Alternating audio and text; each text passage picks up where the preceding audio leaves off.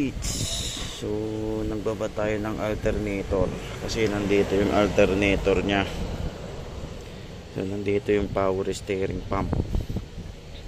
So kailangan nating tanggalin yung power steering pump para matanggal natin yung alternator doon.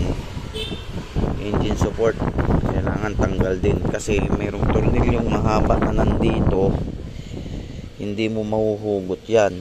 So kailangan ibababa mo siya ng konti. Tapos dapat may nakatukod na jack dito sa ilalim. Ito yun mga tropa. Yan. So dinakan natin yung engine. Tapos nag-jack din tayo dito. Yan. Para matanggal natin yung alternator. So mayroong tornilyo yung water pump ay power steering pump natin.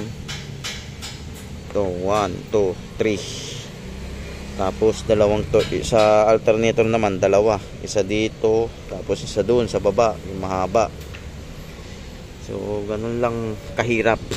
Grabe, mahirap talaga, talagang kunting tiyaga para matanggal yung alternator ng Hyundai Tucson. So hanggang doon na lang guys, ingat ingat.